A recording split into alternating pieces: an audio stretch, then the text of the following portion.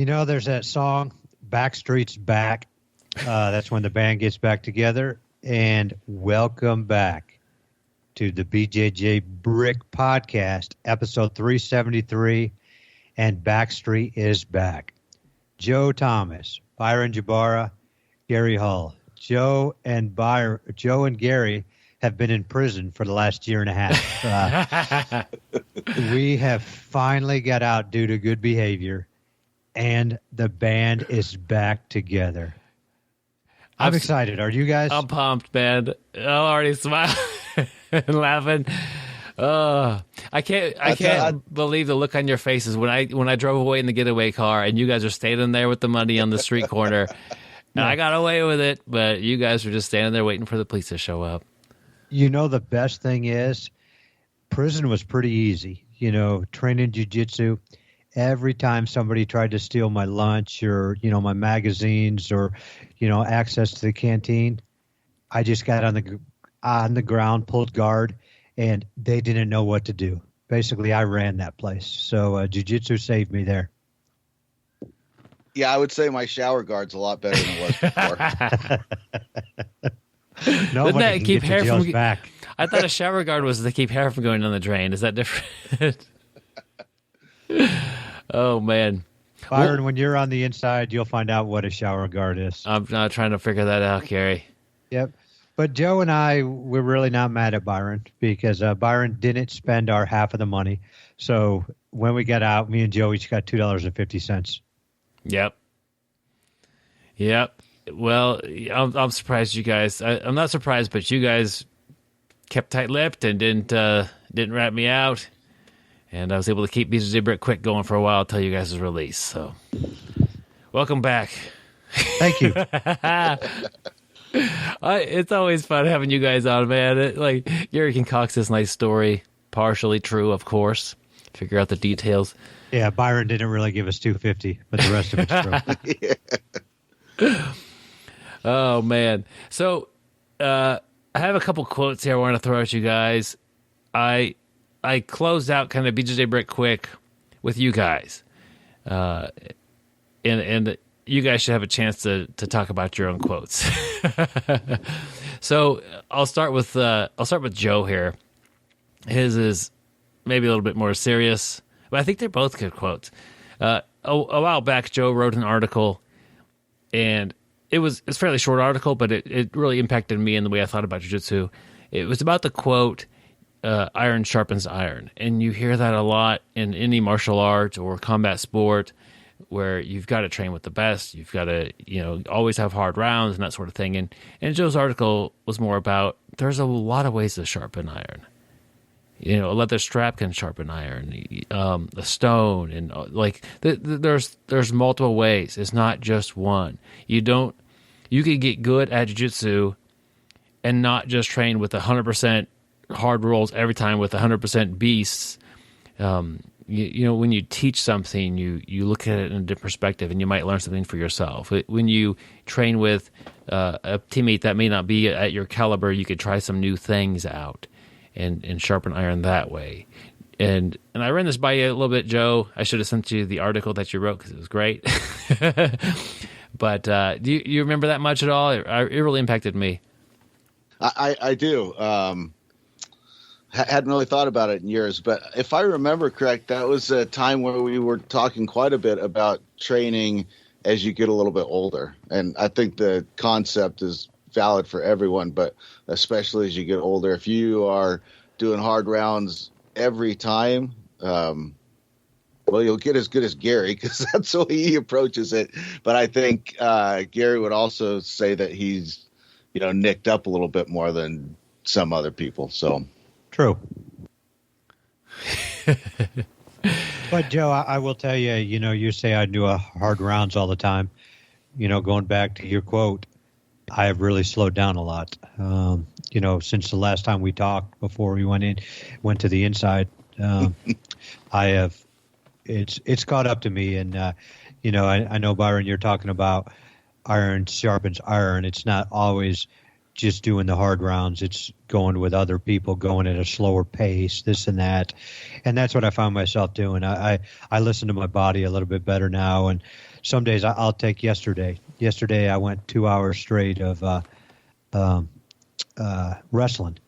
And for the first hour, I didn't have it. I was going a little bit slower, asked my partners to back off just a tad. And then finally I hit my first wind after an hour in, and then started going a little bit harder. But it's all dependent on your body, on my body today. Was that at on the mats, or was that in the pen? This was I got out 2 days ago. Okay, Barnes, so this was on the mats. Nice. Yep. No, not in the pen. I just think about this. I've been working on my I would say stand up game, but that's not my takedowns. Because I think when you say stand up game, you're implying that you're striking, and that's not me. And Gary showed me a few things a week or two ago about his takedowns and what he's doing, and it was interesting to me. It was different than what I was doing, and I want to try this out on some people. I can't do this on the people that I'm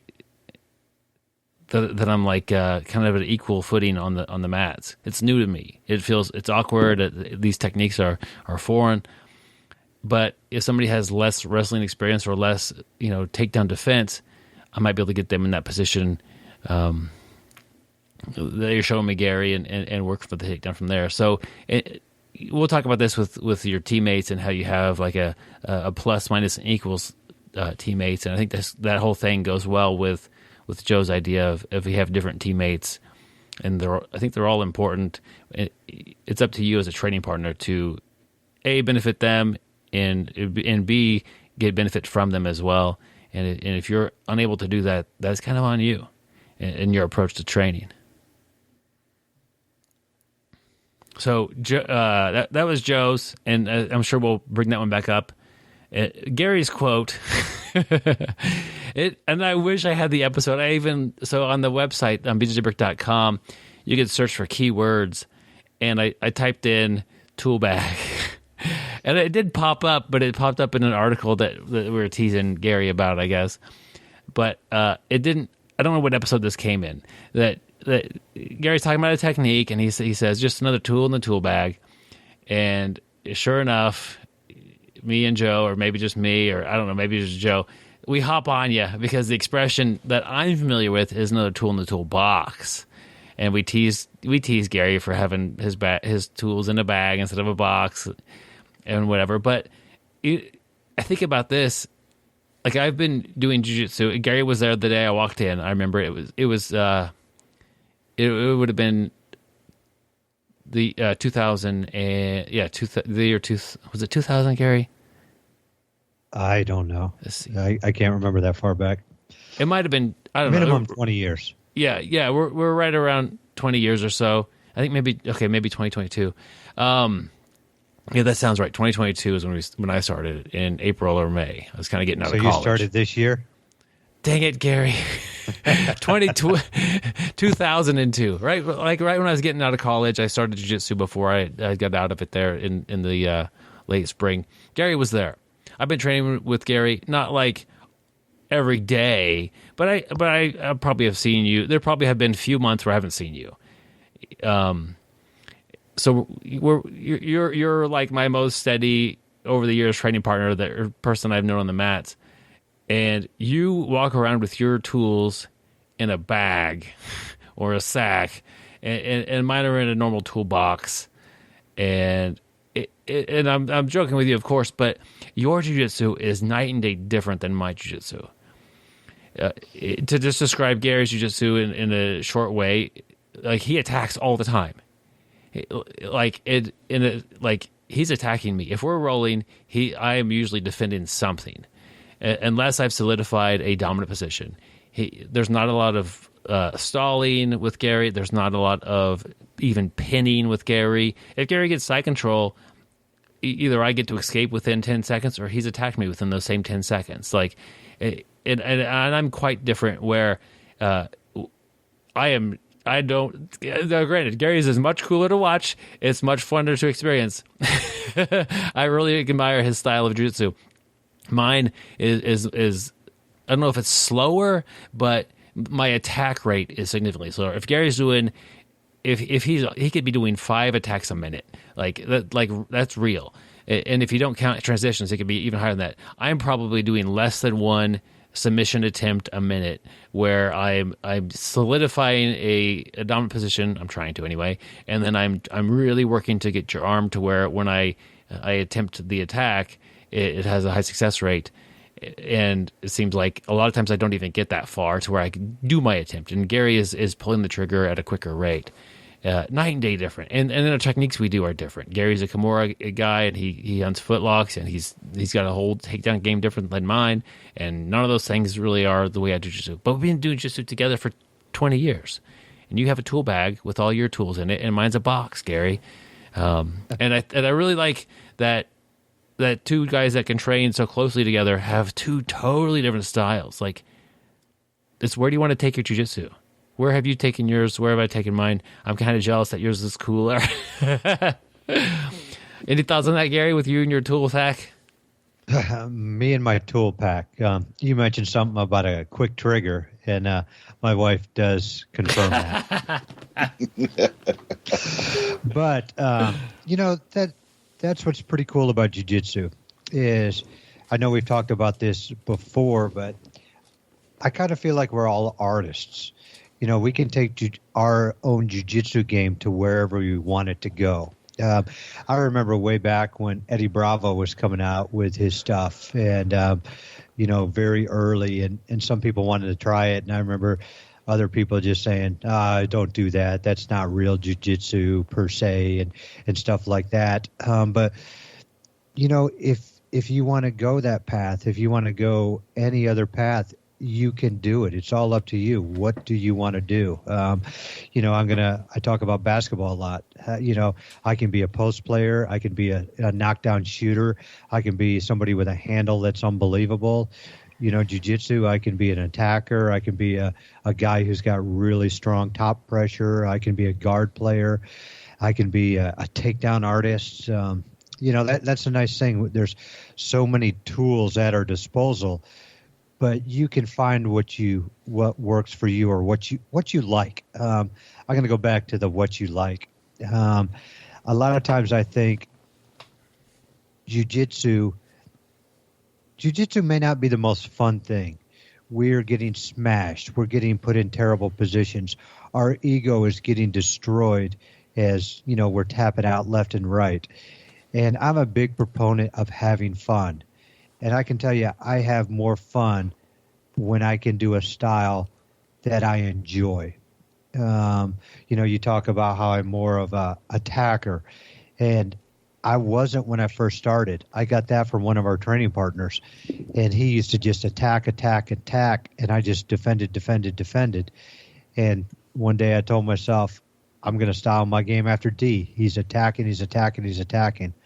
And, the rest is history. I found something I really liked that fit my personality, that fit my tool bag, what I had in my tool bag. If that makes sense. Yeah, you just got to make sure not to rip it. Yeah. Well, you can always sew it. Yeah. Oh, stitch that thing up, Gary. So you mentioned basketball. Maybe if we're not doing a podcast on a regular basis here about jiu-jitsu, we could start the Basketball Brick podcast. Would that think that would work out there, guys? Basketball Brick. I love it. That would be us 3 playing. We would be throwing up a lot of bricks, building a lot of houses. So, man, I'm having a blast. So one thing I've gotten quite a bit, like people have texted or emailed or, messaged, whatever, about, appreciating the podcast and they understand it's not going to be such a regular thing, but they also like, when are Joe and Gary going to come back? And they want to know how you guys are doing.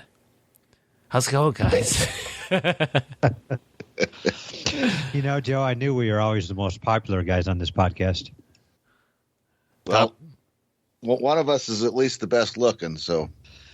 Yeah, you are a very good looking guy, Joe. Oh, I wouldn't go that far, Gary. You're the young one. Hey, no, remember, I'm older than you by, I think, a month. Oh, that's right. Your birthday comes first. Yeah. Yep. So, Byron, you're the young one, but young ones aren't always the best looking. So That's true. I am going to go with Joe. That's fine. I could totally accept that. My feelers are not hurt too bad. Hey, I would like to tell you kind of what we've been up to. I don't know if you mentioned this on BJJ Quick, but what I'm very impressed with, I thought it was really neat, is Byron and his wife Becky. They climbed Mount Kilimanjaro. I hope I said it right. Nailed it. Which I thought was very, very impressive. That's, I mean, we could do 10 episodes on that, but pretty impressive there, my friend. Well, thanks. It was, I talked to my wife about it. Like, would I recommend it? I can't recommend it to anybody who's not interested in that. Like, it's not something you do in a day or even a week. It's a big travel thing too. Like, but overall, I'm super glad we did it. It was very difficult. I've had altitude sickness at 14,000 feet, and this was 19,000 feet. And we did all right. We got up there, and it was interesting to see the culture in Tanzania, and meet they're super friendly people. And then we did a safari, and we got to see all these crazy animals you see as a kid on documentary shows, and lions and giraffe and elephant, all this stuff, and just that's where they live. And we were looking at those. That was kind of cool too. So yeah, it was quite an experience. Awesome.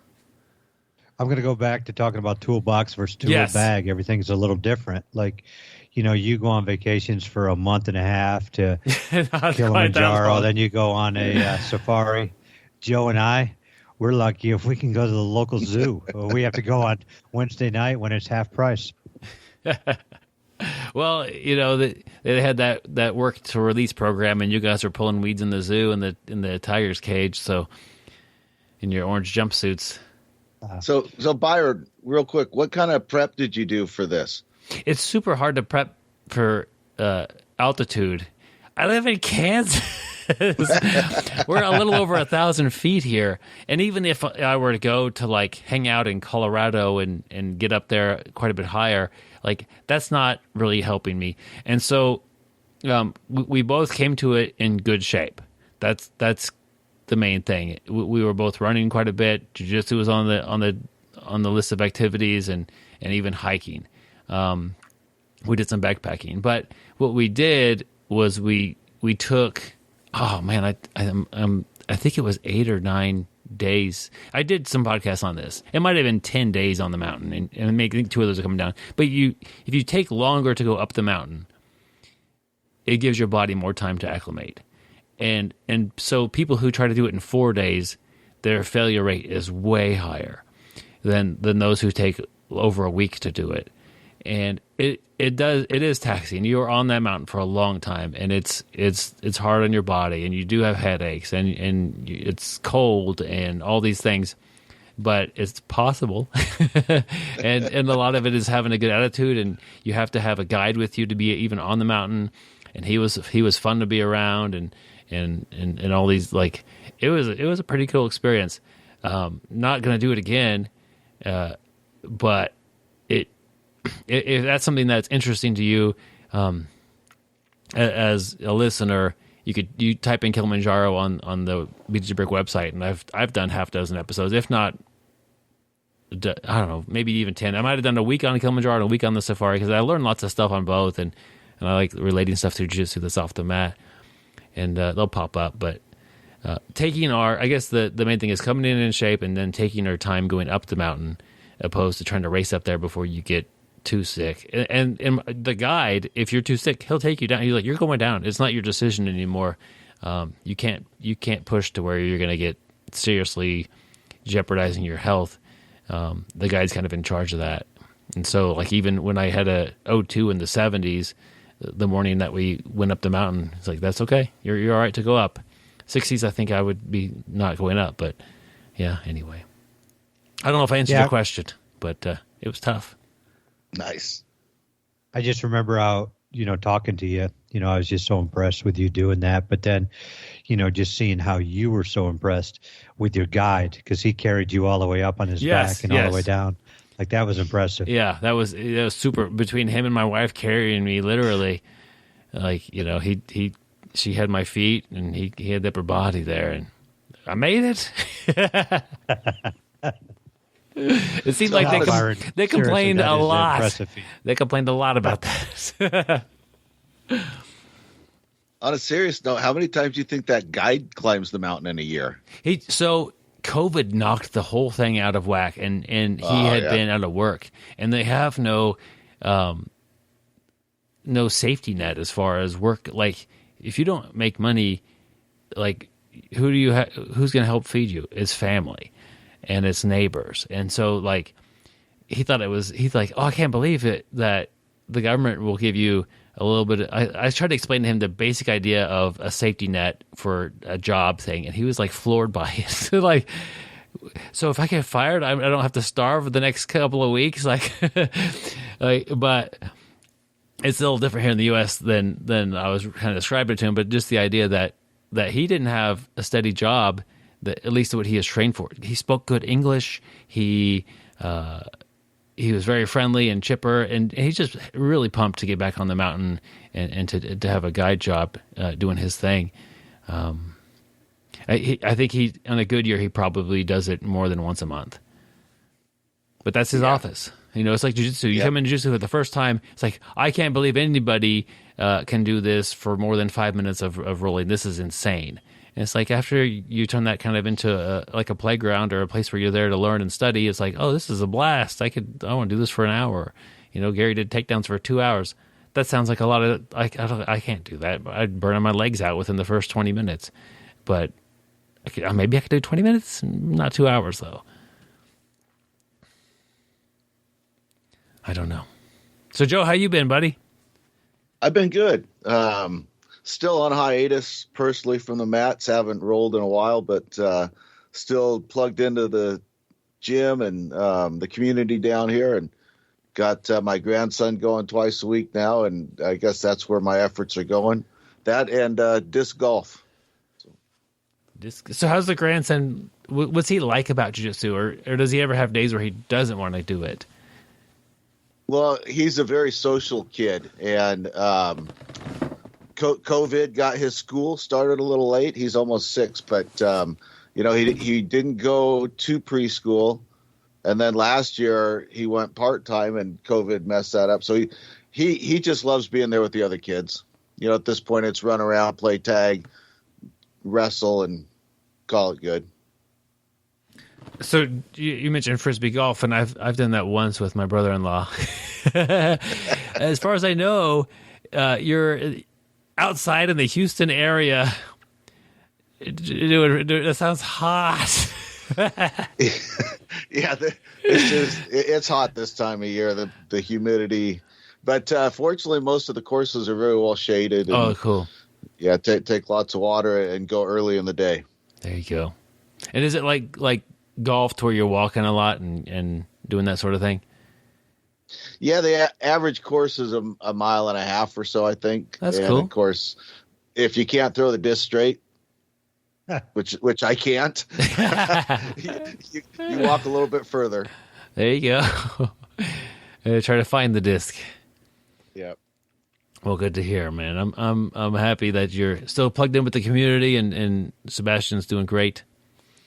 Yeah, we had an event yesterday. I really appreciate how much the school gets involved in the community. They did an event that was they partnered with a mountain biking group and a CrossFit group, and rented out the pavilion at the park. They had some mats up for people to roll, and so we went and did that. And Sebastian played with water guns the whole time, but a good time was had. Nice. Oh, man. People will be happy to hear from you guys. I can tell you that much. That's the one thing I get most of is like, how about Joe and Gary? We don't care so much about this other guy. So let's talk about our teammates a little bit and the value of teammates and different roles they play, because sometimes I don't think people realize how important they are on the mats. Briefly mentioned Joe's quote about there's more than one way to sharpen iron. And the simple teammate thing that people talk about is that you should have a plus, minus, and equals. And the plus would be somebody who is better at jiu-jitsu, or they perform better than you on the mats. And so whatever you bring to them, it probably won't work. The minus is somebody who's not as good as jiu-jitsu as you. So you're able to test out stuff a little bit more. And the equals would be, I think, the good word for that. I read this book. I bring up the book, and I can't remember the title of the thing. But they talked about having rivals instead of having, like, don't think of your competition as somebody who you don't like, or what, like, think of that as a rival, somebody who pushes you to be better. And it's perfectly okay to have like the way this book was describing. I need to figure this book out before we end the episode. Was to have rivals, and they will push you to excel. And like if I'm rolling with Gary, good buddies, but he would be in the rival class to where, I might be able to get something or a thing or two to work, but good chance his game's going to work. He's not just, totally mopping the floor with me, I hope. But if I'm not on it, it's going to be a tough roll. And it definitely is a place where a lot of growth happens.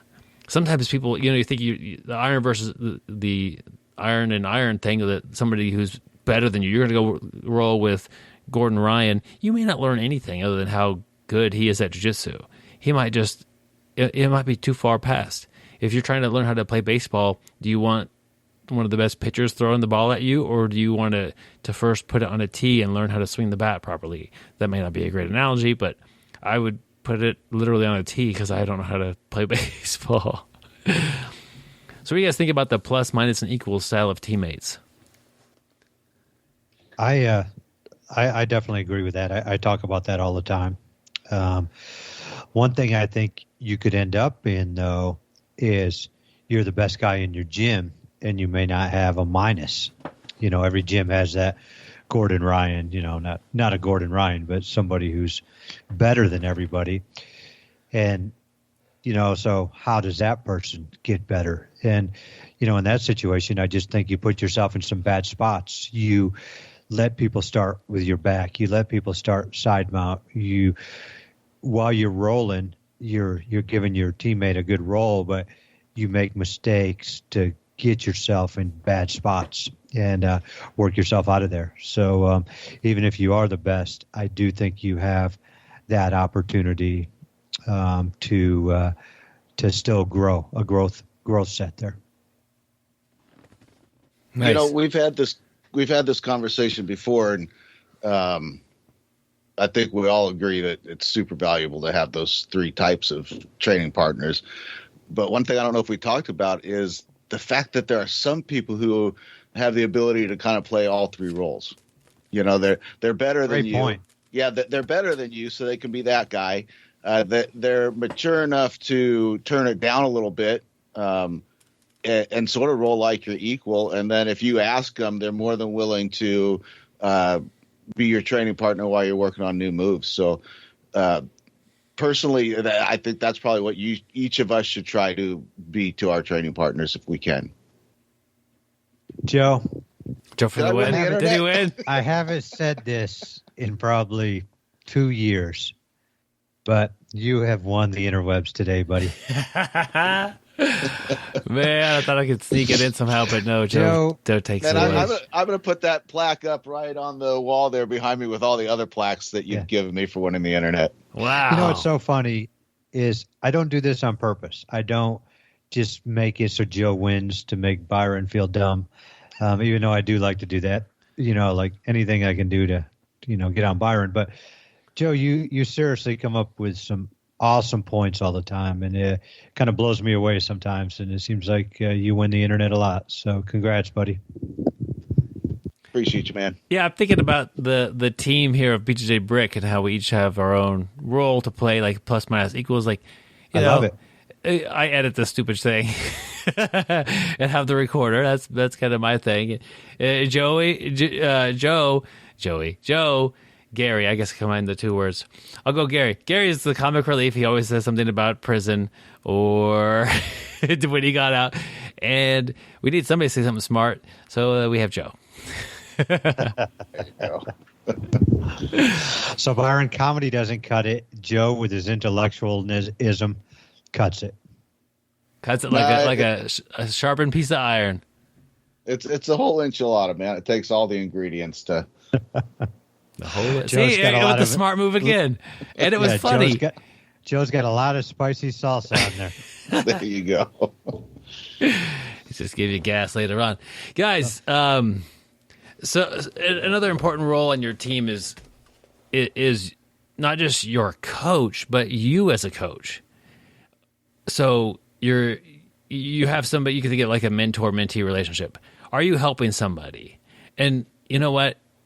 You might be a white belt, you might be fairly new, and maybe you're not really helping somebody yet.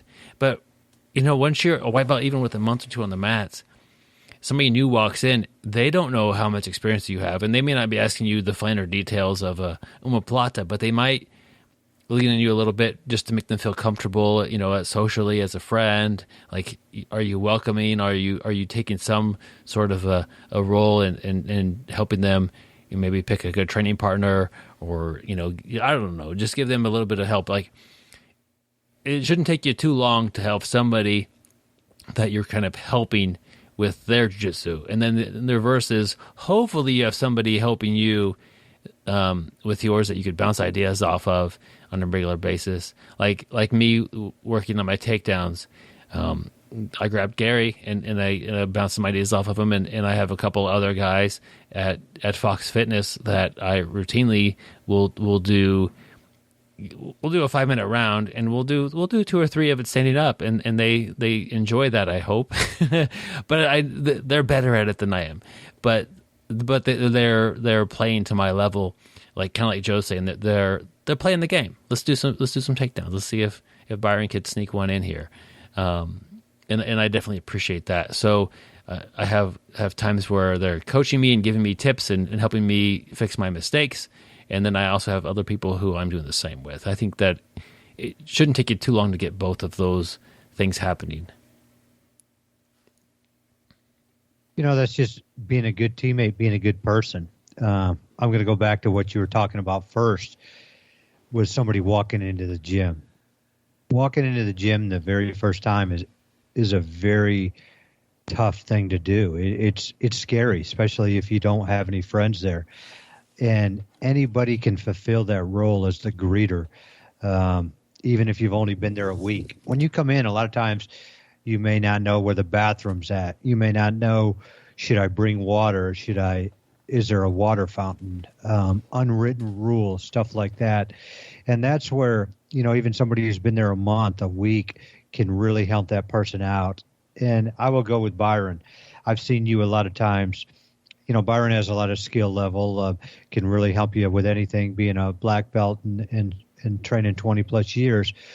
But what I think you're best at, and this is no way putting down your skill like I normally try to do, is you're best at making people feel welcome. You are very good at that. You'd be a great Walmart greeter. You would be a good, receptionist. You make people feel comfortable. You have a knack at finding that person who looks lost, who looks scared, and trying to make that person feel comfortable. And I think that out of a teammate could be the most important role to grow your team. You need new people. You need new blood in there. You need new personalities, new skill sets. And without having a welcoming committee that can,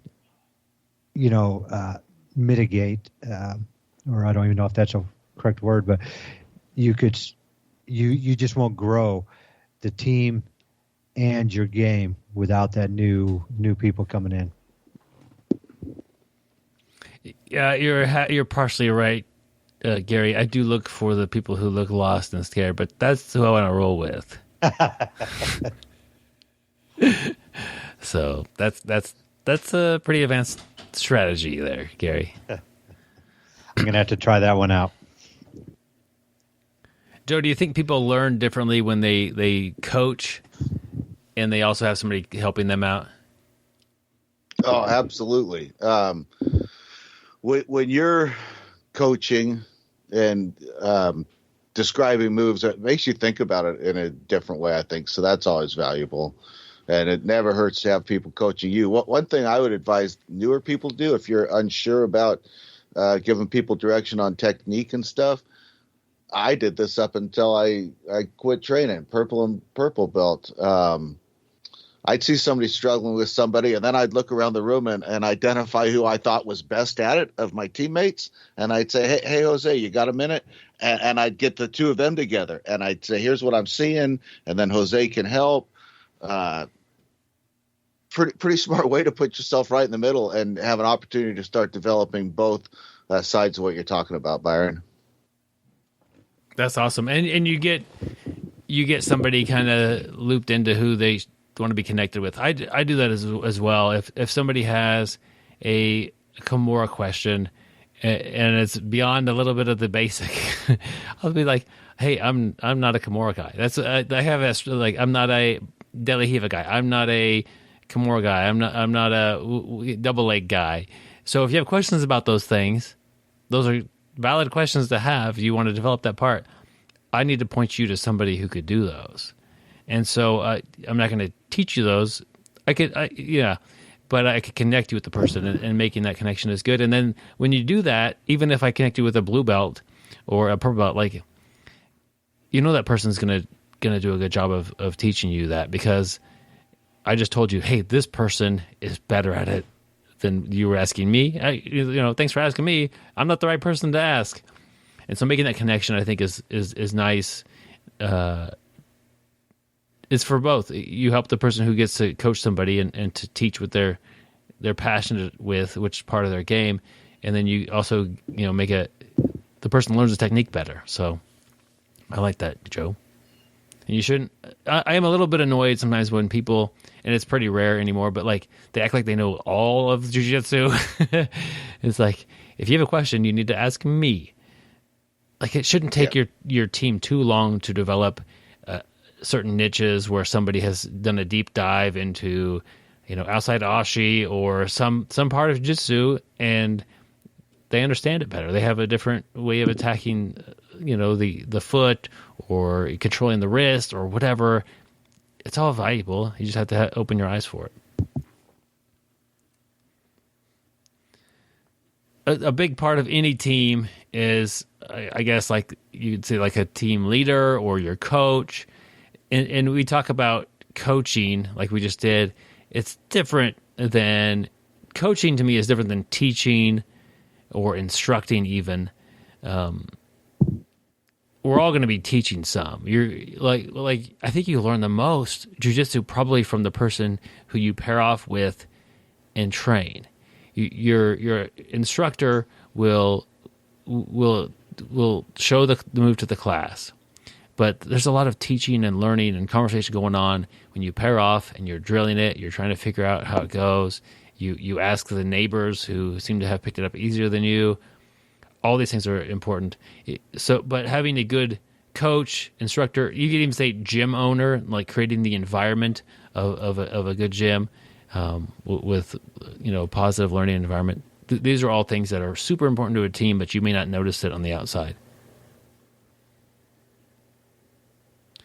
One thing that I am not for my jiu-jitsu is an encyclopedia of techniques. Some people, Gary, I can think of John. If you showed old Johnny Jiu-Jitsu a technique, he remembered it. Yes, and I have forgotten so many techniques. And so he would say, yes, this is a technique. It was taught by Renato Tavares, and he did it this way, and there's this variation. It's like, I don't remember that at all. And I was there. Some people just have a better mind for remembering, having that encyclopedia of techniques in their head. I think that's a really valuable teammate. You have the topic experts, which anybody develops part of their game, you kind of become that, to where, like in my gym, if somebody wants to learn lay drags, Jake will always point him towards me. I like doing leg drags. I still do it. It's one of my main guard passes. I'm trying to get away from it because just to change it up. But if people have questions, Jay could answer the questions about leg drags, but he likes to send them to me because it helps with the connection, getting me a little bit of coaching time. Maybe I'll say it a little differently than he would. I don't know, but the two are kind of different. Having a topic expert on something and having somebody who's an encyclopedia. Where are you guys on that? Are you guys more encyclopedias, or do you have a couple of topics that you're really good at? Yeah. I come down on the topic for sure. I have a couple of positions that I had some success at. I enjoyed playing, and man, to name off every guard and every variation of that guard and the three main sweeps from every guard, that's not me. How about you, Gary? I'm in 100% same boat as Joe. I've got a couple positions and ways to get there that works for me, and that's what I work on. But Byron, I want to go back real quick to you were talking about your instructor Jake Fox, who will, when somebody asks about leg drag, gets you involved. And I just think that goes back to what we're talking about, teammates. Here's the head teammate, head owner, there, but he's growing his instructors, he's growing his team, and I just thought that I don't know, when you were saying that, I just thought that's how you build a team. You're not the one always in control. You're not the one just showing your stuff. You rely on other people. That's the way to build the team. I don't know. I just thought that was neat what you said and how that worked. And, the lower level people are going to be better from having all these people to learn from, all these people. It's neat when somebody who's the alpha can say, hey, learn from Byron because he's better at this than I am. And that's, it's a lot of class, and to be able to do that, and shows you care. You want to build a better team. It reminded me that a couple of weeks ago, I was at training with Jake there at Fox Fitness, and somebody mentioned, I guess I missed the day that it happened, but he had everybody who was blue belt and higher teach a technique to the class. And I love that. And it was like, I remember he did that to the brown belts one day. He's like, brown belts, everybody teach a technique. And it was kind of a cluster of, everyone's teaching different things. Typically he has a lot of flow, and he'll plan out his whole month. We're going to do this week, and then that'll kind of transition to this technique. But he sacrificed a couple of classes here, to like get people out there to teach. And he's not just watching, the technique you teach. He's watching you as an instructor, how you handle it, how you deal with somebody having a question, and not just watching their evaluate, but helping you grow into that, because it's going to become part of your jiu-jitsu. And that's not just for jiu-jitsu, that's for life too. And that's what jiu-jitsu is about, getting us ready for life, making us enjoy. I'm going to go off topic here just a tad bit, like I normally do. Well, I guess it's not off topic, but you're talking about teams. And, one of the things I think is huge about teams is just the social aspect for it. What has happened in the last couple of years, COVID. Joe, you mentioned it with Sebastian not being able to go to school. He liked to go to class for the social aspect of it. And, it's been stressful times the last few years, people losing their jobs, gas prices going up, home prices going up, rent going up, just trying to make ends meet. And it can be really stressful in your own life, in your 9 to 6 at night. But then 6 o'clock comes along, and maybe you go to a class or practice for an hour, 2 hours. And hopefully at that time you got some great training partners. You forget about everything. Or if you need, help, let's say you just got laid off a job. Byron was talking about, social services here. But I can tell you, I've seen Byron firsthand when Byron was trying to search for a career. And I remember him talking to police officers we had, talking to fire employees we had. They both wanted him to take that avenue. And he had a lot. that's another part of the team as helping you find a career path. I know they probably put in good words for Byron. I know one of the guys set up an interview for Byron with like an assistant chief so he could get some practice. Those little things are what makes the team, successful. That's one of the reasons why jiu-jitsu is such a great value, not just learning how to protect yourself, learning these skills, getting better strength, cardio, vascular exercise, and flexibility. It's the social aspects, people helping you out. Now, I'm going to say one more thing. I went to move, and I never asked anybody for help, but somebody heard me talking about it. I had to turn teammates down to help me move because so many people volunteered. And that's what is so cool about a group of like-minded individuals that beat each other up on the mat and make sure their teammates rise above off the mat. And that's what I really like about the team aspect.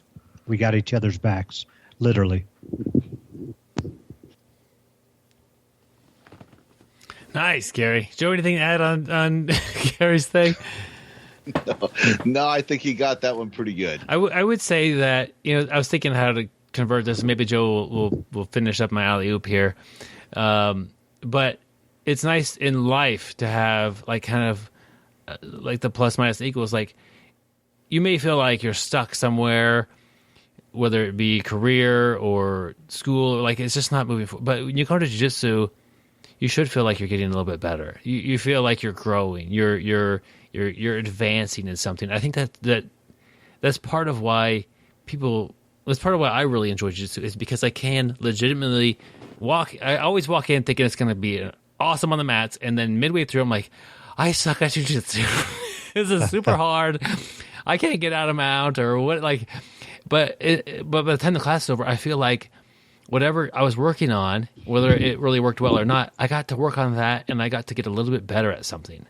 Whether it was my mount game or a takedown I've been working on or controlling somebody, whatever. Like I feel like I did get a little bit better. Like it may be hard to notice it, but I did something that I usually can't do so well. I kind of did it a little bit better. Like it's important to feel like you're growing somewhere, and we may not always get that. Maybe you feel like you haven't grown anywhere,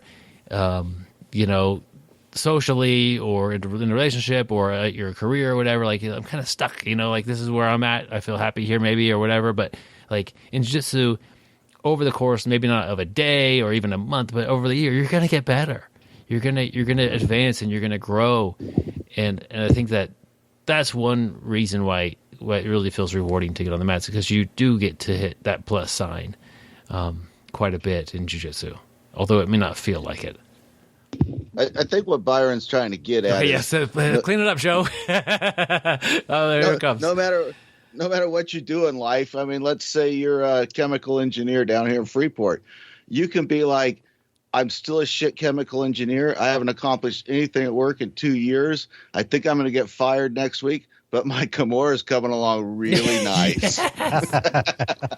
And when they do try to fire me, somebody's having a broke shoulder. Yeah. I like it, Joe. I knew you'd clean that up and make it nice.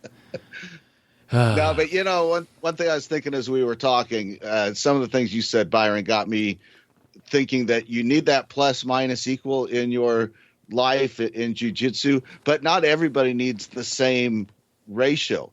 Some people are motivated more by constant challenges and others are not. And as a leader, let's say at work, you identify which of your team will be challenged by one hard project after another and which of your team might be broken by that. Some people need a softball every now and then. And so I think this concept is equally applied throughout life, but I don't think everybody gets the same ratio or needs the same ratio of hard, equal, and better. I like it. The ratio thing is a big one. Yeah. And if you know what, if it's your gym or you are the top dog at your gym, like the ratio is going to be a little bit off. Like you just got to work within that. That's a good way to think about it. It doesn't need to be 33%, 33%, and 33%. That's really not realistic. It's gonna fluctuate. But like one of you was talking about, I think it was Joe, about being able to change your game a little bit. You could always, if you're a purple belt, you could always give a white belt a good role to where it's competitive. It doesn't have to be smash this person role. It could be, let's have some good back and forth exchanges, and not avoid your good game, but just make sure that they get to jiu-jitsu too, and they get to try to apply some techniques. I think that's important. And if you're the worst one in the gym, you can't give the best person in the gym a competitive role necessarily. But if you're the best person in the gym, you can give anybody a good role and something they could learn from. So, like I like to bringing up the ratios and how that's it's an interesting way to think of it. Another role people play, and I lean on these people a lot, are like the scientists, the student of the game. They are always learning. That they're doing off the mat studying. They're looking at videos. They're listening to podcasts. Probably not the answer, but they're always kind of on the cutting edge of where jiu-jitsu is going and where they're taking their jiu-jitsu. And so that's always cool. And like for me, like it's been a little while, but like the buggy choke, I'm like, I didn't watch one video about how to do a buggy choke, but I knew some guys at the gym would have that, and they showed it to me, and I got to feel it and whatever. But like some people are just into that, and they are, and I appreciate them as teammates. And I know when I walk in, if I have a question about the newest thing that we saw online this weekend or whatever, I know who to ask. I think that's kind of a nice thing to lean on your teammates for their desire to learn something new every time. It kind of goes against what I like to do with my jiu-jitsu, is get good at something, and I think that sometimes the scientists do get distracted by like the new flashy technique, and it might hold their personal jiu-jitsu back a little bit, but as a teammate, they're awesome to have.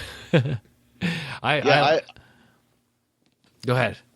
I was going to say, I love it when a class ends and almost immediately you see somebody grab one of the training partners and say, hey, come see, I want to work on something for a minute. And they start kind of step by step going through something that they're working on. And, well, what if you put your foot higher up on my bicep? Or what if you grab my pant leg? And, I love to watch that. And I think when you see that after every class in a gym, those are pretty like deep gyms, that like there's a lot of guys with a lot of deep knowledge on things because they nitpick it and they break down every step. Yeah.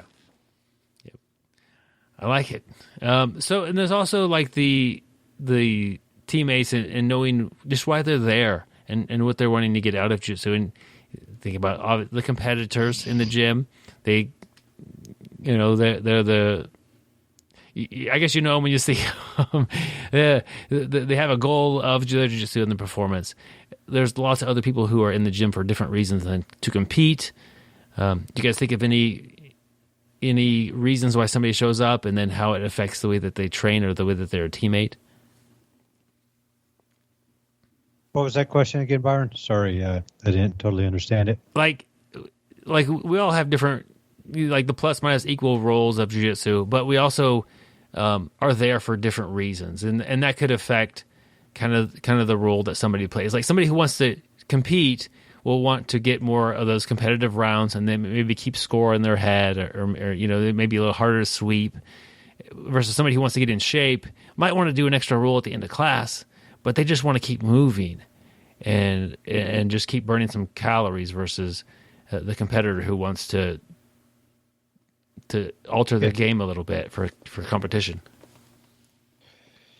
That's one of the things that's unique about jiu-jitsu. You take a wrestling team and everybody's there to win.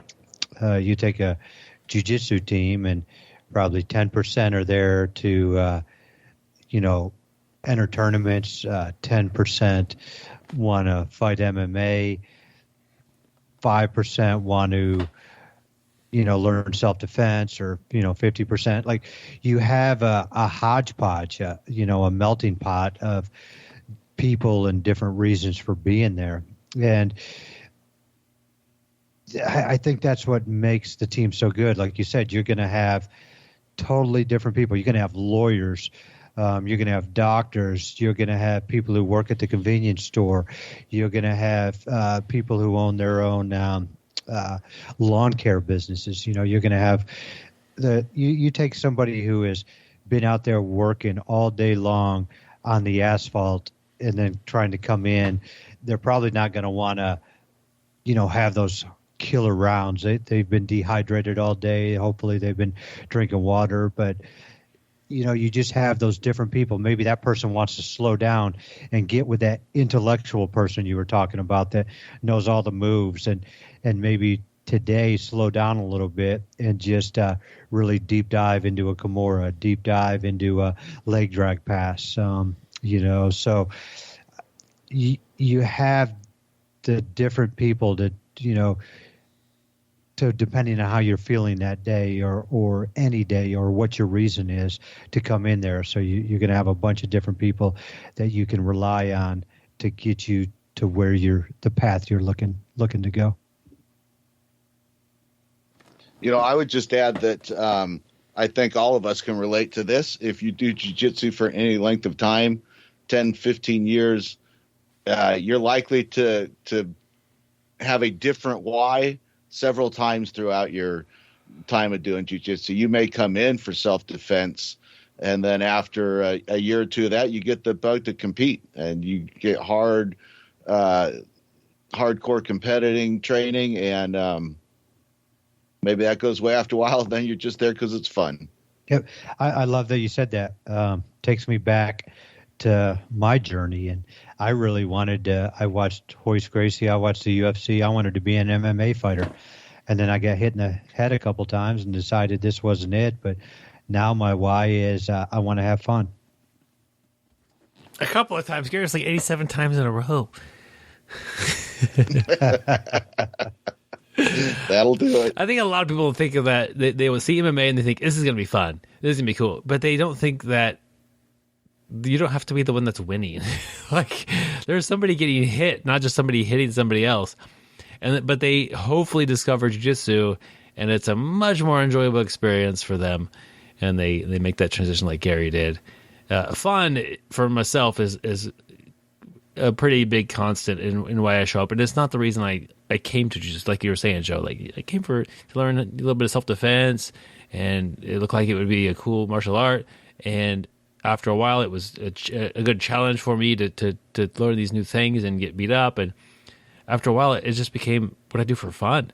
And sometimes I go because I want to go for fun, and sometimes I go because I want to see the people. I want to see Jake or Cody or Gary or Joe or whatever, like whoever is like. Oh, I hope this person's there. And so to me now anymore, it's a mix between I go because I know it's gonna be fun when I get there. I'm gonna have fun, or I want to see some people that I care about or that care about me and get a good workout in the process. Like that's kind of my balance that it seems like. And occasionally I'm excited about a certain technique or working on something, and I show up for that reason. But kind of knowing the why of your teammates, like why are they here today, is kind of a good teammate move. If somebody is there for self-defense and we've done nothing but, how to technically pull guard for the entire week, you might talk to them about, hey, how to get up off the bottom, or like just kind of give them a little something. Like if you know your teammates why, it helps you be a better teammate. I'm always surprised when somebody tells me that hey, I'm doing that tournament tomorrow. I'm like, we've been training straight for 2 months. I've been working with you for several times a week, and you never mentioned you're doing a tournament until now. Like, okay, like I could have been a different style of teammate for you, and talk to you about like you're letting me sweep you because you want to go to your guard versus fight for that position, and you have to pass my guard if you're on top of me. I don't know that. To know, I think it's really valuable to know why your teammates are there, and then if you're able to help them with that reason, that's super helpful. But the cool thing about jiu-jitsu is it does take a team. You could order a punching bag and hit that thing in your basement or tie it to a tree and learn how the bag doesn't ever hit you back. Gary, that's maybe what you should have done. But for jiu-jitsu, you need another person, and you might have a person or you might have a team of 100, but the relationship with that person is super valuable. What they're able to provide to you, what you're able to provide to them, is going to be dynamic, but it's a thing that is very important if to your jiu-jitsu. If you have certain goals or certain reasons to be there, kind of working on your teammates. I don't know. So It's Byron, the main thing. So you said you need another person to practice jiu-jitsu. What about the people who buy a grappling dummy and just train that way? What would you say on that? Would you count the grappling dummy, since the dummy is not a real person? Would you count that as a teammate? So this kind of, is it a plus, minus, or equals? It would definitely be a minus. How often is a dummy coaching you? Probably never. Is your dummy a topic expert? Probably not. Like, I understand the idea. So you're saying that dummy's kind of like me. Well, you might have two dummies in the room if it's just you and the dummy. No, I think people. Having never used one, I can't fully evaluate it. I do know for myself. I'm confident with saying that I would not get a fulfilling experience out of a grappling dummy. Now, is it a great way to develop your core strength or some different movements? Maybe, but the same reason why I do jiu-jitsu is because it's also entertaining, it's fun, it's exciting. I don't think you're going to get any of those things. You're not getting a social reaction out of the dummy. You're not making a joke, at Gary or Joe's expense to the dummy. Like, there's so much of jiu-jitsu that I care a lot about that a dummy can't give me. Joe, your thoughts on the grappling dummies? Well, the ones that I've worked with have put up a better fight than what you're describing. Hey, Gary, Joe also won the joke of the internet there, so you didn't get that either. Joe wins everything. So you've experienced a couple of them there? No, I would say I agree with you 100%, Byron. There's so much more to training than just rolling. Shoot, the 15, 20 minutes after class sometimes is the best part of the whole night. Man, I like it. I like that. So, hey, give me a second here, real quick. I just got to go in and cancel my order for my grappling dummy. Save you $600. Oh man. Anyway, guys, kind of wrapping the show up here. What's the best way to get hold of Gary or Joe? Is it through me, or do you guys have online social medias, or what's up? I definitely don't have online social media. I try to stay in the background. So BjjBrick@gmail.com, best way. Yeah, I'm on Facebook, but oh yeah, Facebook too. Yeah, that's it. So yeah. Hey, I just want to say something real quick about the listeners, and I know Joe and I haven't been on in a long time, but kind of cool, like how you get relationships with some of these listeners. And there's I've been talking with Adrian forever out in Australia, and he's kind of like somebody I've leaned on a couple times. When he is a veterinarian, and when my dog wasn't doing good, I reached out to him, and he got in touch with me. He made video calls, which means the world to me. And now one of my former training partners is in Melbourne, Australia for the next year, and I called or I sent him a message, and it turns out they're not near each other, but if they were, it would have been kind of neat to send somebody over to train with them. But it's kind of cool, some of the relationships you build, through a podcast, through online. And, like I said, he's really helped me out a lot. Yeah, I would echo that, Gary. I've got to meet a ton of cool people through this podcast, some of them in person. We family got to make a couple trips to Wichita. Life-changing Wichita. but I'm with Gary. I appreciate all of the relationships, friendships, and contacts that have been made through this, and yep, it's good stuff. Yeah, I'm the same. That's been the most. It's like jiu-jitsu. It's like, what's the most rewarding part? Sometimes it's jiu-jitsu.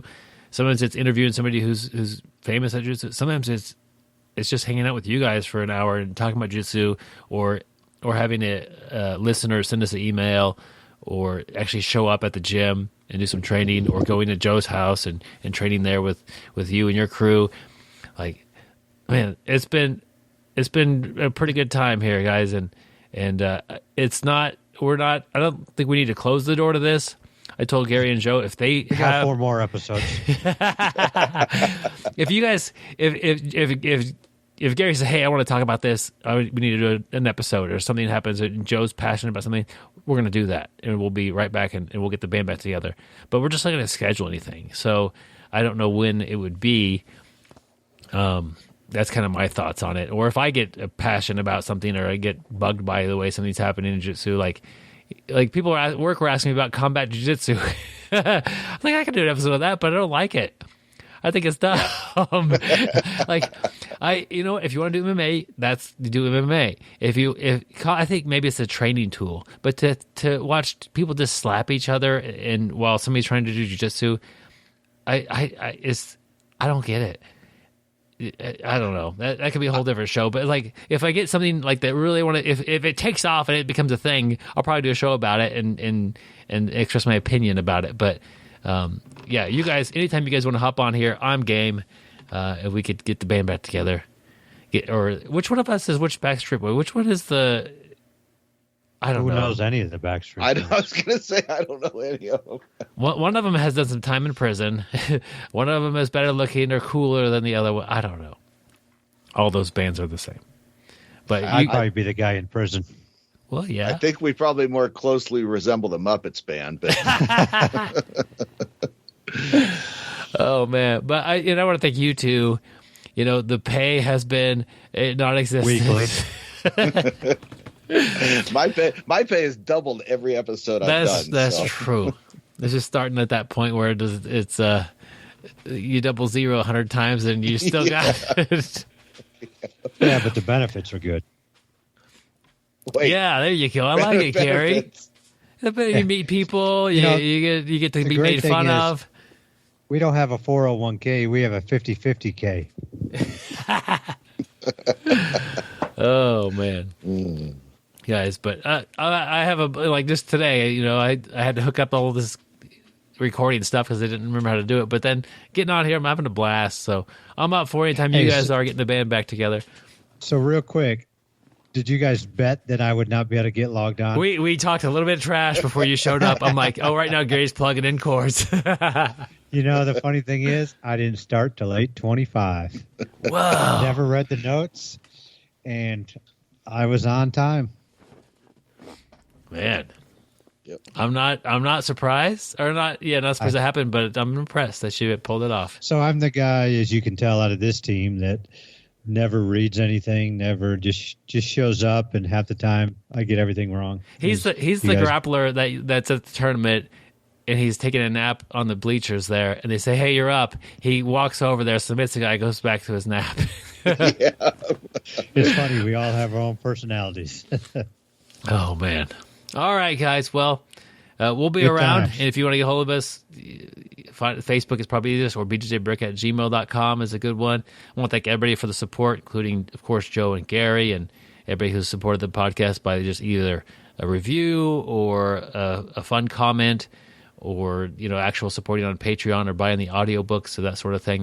That's been a key part to keeping this thing together as long as it has held. But we're still out here, and I want to thank Gary and Joe. I know you guys will stay sweaty, my friends. And don't forget to shower. Train hard, train smart, get better, guys. I'm surprised we remembered that part. We did.